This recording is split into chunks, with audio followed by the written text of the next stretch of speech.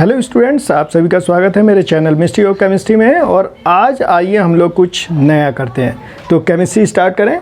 नहीं, आज हम लोग केमिस्ट्री नहीं, आज हम क्लास 12th की मैथमेटिक्स स्टार्ट करने जा रहे हैं। और ये एक्सरसाइज 7.1 होगी और ये आपको देखने को मिलेगा जो मैथमेटिक्स की बुक पार्ट 2 है। तो मैं जो आज स्टडी कराने जा रहा हूँ आपको, वो इंटीग्रेशन वाला पार्ट है और ये बहुत ही मोस्ट इम्पोर्टेंट है फिजिक्स के लिए। फिजिक्स में सबसे ज़्यादा डिफरेंशियल और इंटीग्रल का यूज होता है। तो आइए कंटिन्यू करते हैं। यहाँ पे ध्यान दीजिएगा, ये डेरिवेटिव्स लिखा हुआ है। इस फार्मूले को देख लेते हैं क्योंकि इसे हमें यूज करना है। तो ये डेरिवेटिव्स हैं और ये एंटी डेरिवेटिव्स हैं। और एंटी डेरिवेटिव्स को हम क्या कहते हैं? इंटीग्रल्स भी कहते हैं। ये आपको ध्यान रखना है। तो पहले इसे समझ लेते हैं। देखिए, अगर इसका हम डिफरेंशियल करें, ये जो डेरिवेटिव्स है इसमें अगर आप डिफरेंशियल करते हैं विद रिस्पेक्ट टू एक्स, तो ये देखिए एक्स की पावर एन आया है। मतलब अगर हम एक्स की पावर एन प्लस 1 और एन प्लस 1 का अगर डिफरेंशियल करेंगे, ये आप पहले पढ़ चुके हैं, तो ये सॉल्व करके एक्स की पावर एन आएगा। ये आपको मालूम ही है। यहाँ पे क्या होगा, जब हम इसे डिफरेंशियल करेंगे आपको मालूम होगा कि डी एक्स एक्स की पावर एन गिवन है, तो इसे हम n x n minus 1 differential करने पर ये आएगा। क्लियर है? अब देखिए, इसे अगर आप लेफ्ट हैंड साइड वाले को सॉल्व करते हैं तो क्या लिखेंगे? ये हो गया 1/n प्लस 1।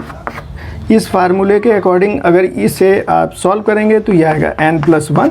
ये देखिए, यहाँ पे जो पावर होगी वो पहले आ जाएगी, फिर x n प्लस 1 में एक 1 माइनस कर लीजिए, इससे कैंसिल, इससे ये कैंसिल, तो ये आ गया x की पावर n। तो ये सब आप स्टडी कर चुके हैं। इसी तरह अगर इसका डेरिवेटिव निकालेंगे तो साइन x का क्या होता है? Cos x minus cos x का साइन एक्स, ई की पावर एक्स का ई एक्स। अब एंटी डेरिवेटिव में क्या होता है? इस वाले पार्ट को सॉल्व करेंगे और ये इंटीग्रेट होके आएगा। तो ये देखिए, अगर एक्स की पावर एन का एंटी डेरिवेटिव निकालेंगे और इंटीग्रल करेंगे तो ये वाली वैल्यू आ जाएगी। अब ये जो सी आया, सी क्या है? कांस्टेंट है। तो इसे भी समझते हैं कि हम इंटीग्रल में इस कांस्टेंट टर्म को क्यों ऐड करते हैं। एक एग्जांपल लेते हैं, ध्यान दीजिए। यहाँ जैसे x लिया और इस x का मैं डिफरेंशियल करूँगा तो ये क्या आने वाला है? 1 आएगा। क्यों? क्योंकि इसके ऊपर जो x है इसके ऊपर पावर 1 है। ध्यान दीजिए, अब इसका हम डिफरेंशियल करने जा रहे हैं तो फार्मूला कौन सा लगाएंगे? d/dx with respect to x कर रहे हैं, x की पावर n, तो formula n x n minus 1।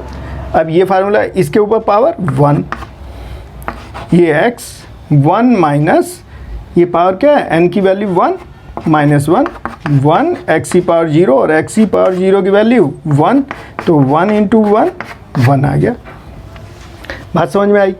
अब देखिए, अगर मैं यहाँ पर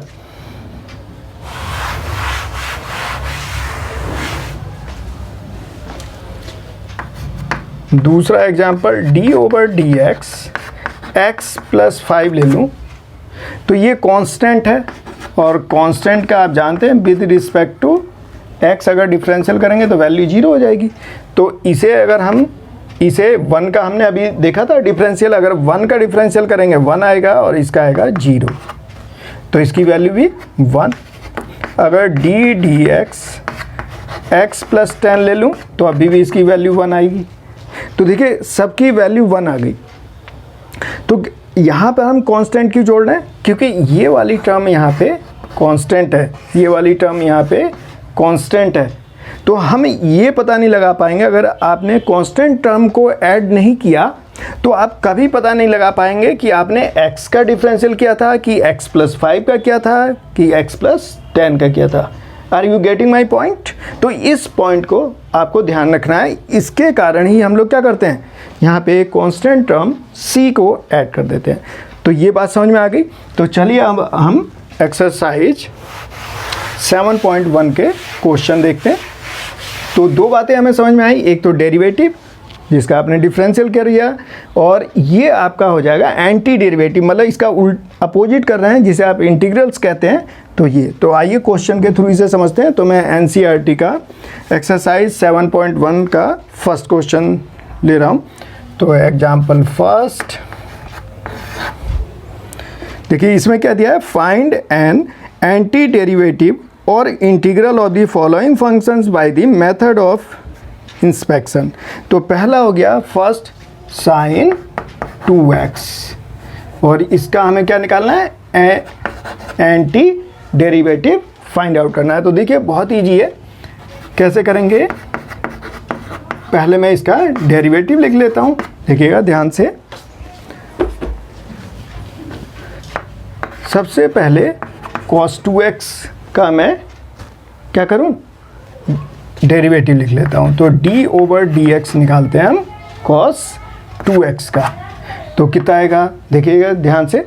तो यहाँ फार्मूला देख लीजिए, ये देखिए जब माइनस में है तब वो प्लस आया, और यहाँ प्लस में है तो इसका मतलब माइनस में आएगा। तो cos 2x का क्या जाएगा, माइनस sin 2x। और आपको ये मालूम होगा कि ये जो 2x है इसका डिफरेंशियल करेंगे और मल्टीप्लाई करेंगे, और इंटीग्रल में क्या करते हैं, डिवाइड करते हैं। देखिए यहाँ पे क्या करते हैं, यहाँ पे तो डिफरेंशियल निकालते हैं तो पावर की मल्टीप्लाई होती है, ये बात ध्यान रखना है। तो ये जो 2x का डिफरेंशियल निकालेंगे, इसका 2x का तो 2 आएगा, तो यहाँ पे 2 की मल्टीप्लाई, तो कितना गया, माइनस साइन 2x, और यहाँ लिख देता हूँ मैं 2। अब देखिए साइन 2x की अगर मैं वैल्यू निकालूँ तो क्या मैं ऐसे लिख सकता हूँ, इसे मैं इधर ले ले रहा हूँ, dx cos 2x, और ये देखिए यहाँ पे क्या होगा, d/dx, ये हो गया cos 2x/2, ये हो जाएगा माइनस का। अब देखिए, अब ये क्या आ गया, ये आया हमारा डेरिवेटिव। लेकिन आपको क्या फाइंड आउट करना है, हमें फाइंड आउट करना है एंटी डेरिवेटिव। तो एंटी डेरिवेटिव निकालने के लिए इंटीग्रल का साइन यूज करूँगा, ये साइन 2x dx। तो ये हमने क्या निकाला, ये हमने निकाला डेरिवेटिव, ये हमने क्या निकाला, डेरिवेटिव। और ये क्या निकालने जा रहे हैं, एंटी डेरिवेटिव। इसे मैं i से रिप्रेजेंट कर ले रहा हूँ। तो साइन 2x की वैल्यू क्या आ गई, ये आ गई। इसका मतलब मैं यहाँ क्या लिख दूँ, minus cos 2x/2 plus c, ये इसका आंसर हो गया। देखिए इसका एंटी डेरिवेटिव क्या आ गया, ये आ गया, ये जो हमने निकाला है। तो ये था डेरिवेटिव और इसका अपोजिट एंटी डेरिवेटिव, ये आ गया, ये आंसर आ गया। क्लियर। अब चलते हैं नेक्स्ट क्वेश्चन को देखते हैं।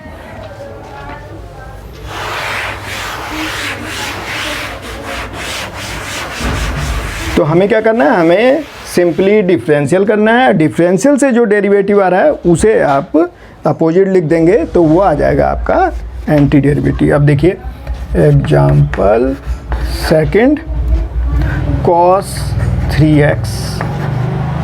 तो क्या करने वाले हैं, किसका किया जाए, देखो cos 3x का हमें एंटी डेरिवेटिव निकालना है। तो इसके मतलब हमें साइन देखना पड़ेगा। तो पहले डेरिवेटिव निकाला जाए। वी नो दैट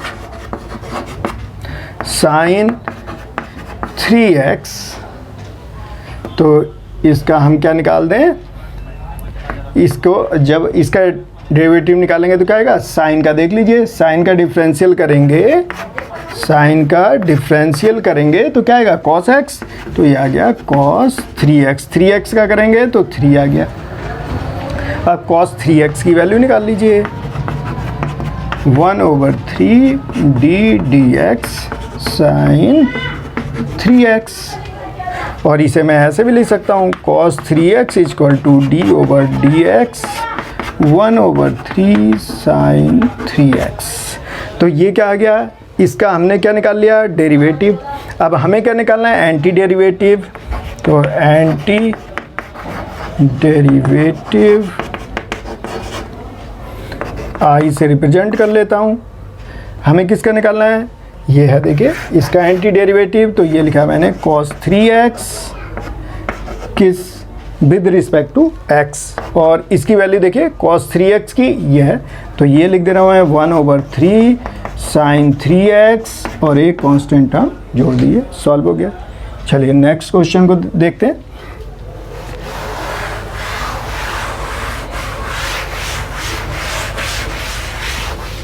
आइए नेक्स्ट क्वेश्चन है हमारा e की पावर 2x, थर्ड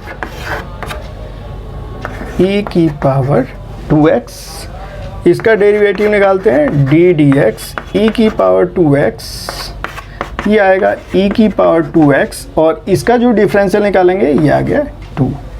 अब इसकी वैल्यू निकाल लेते हैं, e की power 2x equal to 1/2 d dx e की पावर 2x, और इसे ऐसे भी लिख सकते हैं d dx e की पावर 2x 1/2 यहाँ लिख देते हैं। तो ये डेरिवेटिव अब निकालते हैं, anti derivative I equal to e की power 2x dx, anti derivative तो बताइए क्या हो गया 1/2 e की पावर 2x प्लस c। देखिए कितने सिंपल है question.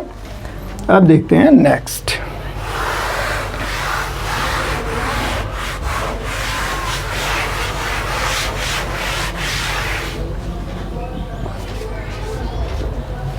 Example 4 ax plus b, और ये हो गया होल स्क्वायर। अब देखिए इसे कैसे करेंगे, यही बहुत आसान है। तो यहाँ पे क्या लिया जाए, ax plus b whole cube, और इसका हमें क्या करना है डिफरेंशियल। तो देखिए यहाँ गलत नहीं करना है, इस पॉइंट को ध्यान दीजिएगा। देखिए यहाँ 2 था, यहाँ 3 था, क्योंकि डिफरेंशियल करूँगा तो 2 बन जाएगा। तो देखिए क्या आने वाला है, ये आ गया ax प्लस b, एक पावर कम करेंगे 2 आ जाएगा, और ये आएगा यहाँ पर, ये ध्यान देना है। और जब इसका डिफरेंशियल करेंगे ये कांस्टेंट 0 और विद रिस्पेक्ट टू x करेंगे तो ये वैल्यू आएगी। तो यहाँ पे मैं क्या लिख सकता हूँ 3a, इस पॉइंट को जो ध्यान रखना है। तो डिफरेंशियल में तो मल्टीप्लाई होके आ रहा है और उसमें डिवाइड करते हैं, तो ये हो गया। अब देखिए ax प्लस b का स्क्वायर जब आप करेंगे तो मैं लिख सकता हूँ 3a d dx ax plus b का होल क्यूब, और इसे इस फॉर्म में भी लिख सकते हैं d dx ax plus b का क्यूब, यहाँ लिख देते हैं 3a, ऐसे क्लोज कर देते हैं। अब निकालते हैं, ये डेरिवेटिव आ गया, अब निकालते हैं एंटी डेरिवेटिव, और ये आ गया, इसे i से रिप्रेजेंट कर देते हैं, और ax plus b with respect to x जब इंटीग्रेट करेंगे तो ये आ जाएगा 1/3a ax प्लस b का क्यूब प्लस c। देखिए सॉल्व हो गया। चलिए अब नेक्स्ट क्वेश्चन देखते हैं।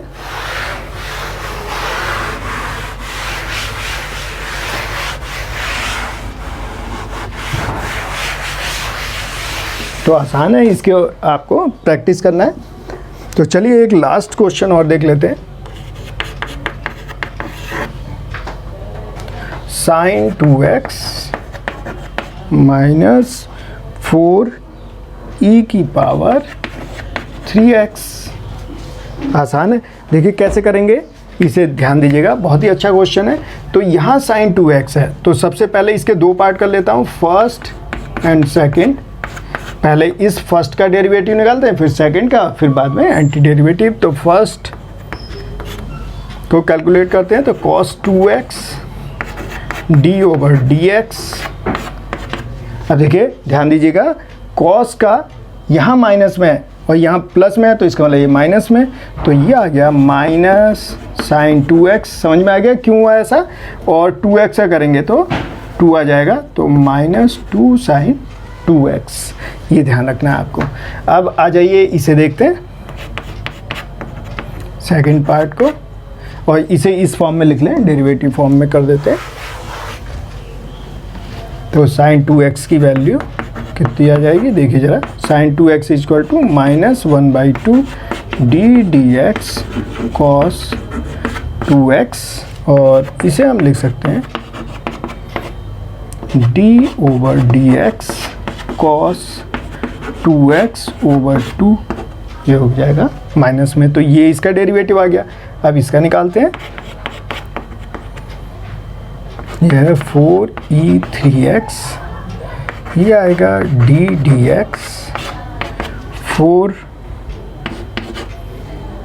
ये मैंने बाहर निकाल लिया, तो d/dx e⁻3x, और जब आप इसे सॉल्व करेंगे तो 4, इसकी वैल्यू निकालेंगे तो देखिए e⁻x का e⁻x, और जब 3x का करेंगे तो मल्टीप्लाई होके 3 आ जाएगा, तो ये क्या आ गया 12e⁻3x, ये आ गया। अब e⁻3x की वैल्यू निकाल लेते हैं, तो ये देखिए कितना आ गया 1/12 d/dx 4e⁻3x, तो मैं यहाँ पे लिख लेता हूँ इसे,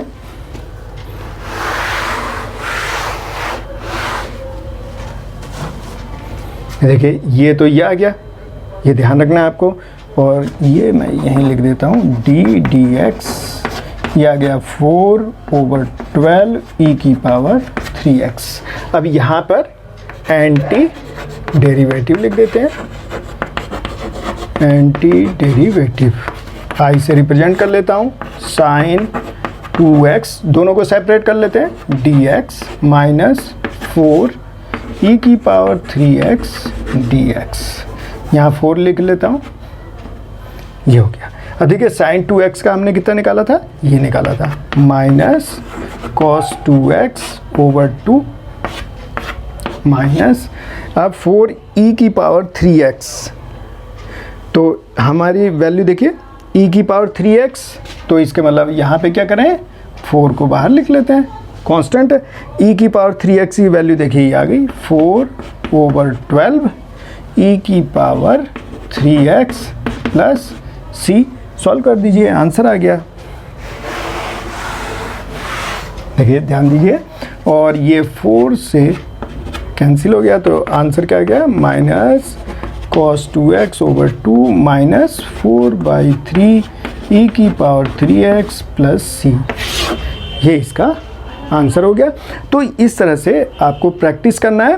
तो मैं अब यहीं पर शॉर्ट ब्रेक लेता हूं, और नेक्स्ट वीडियो में हम लोग इस चैप्टर को कंटिन्यू करेंगे। Thank you very much, see you again.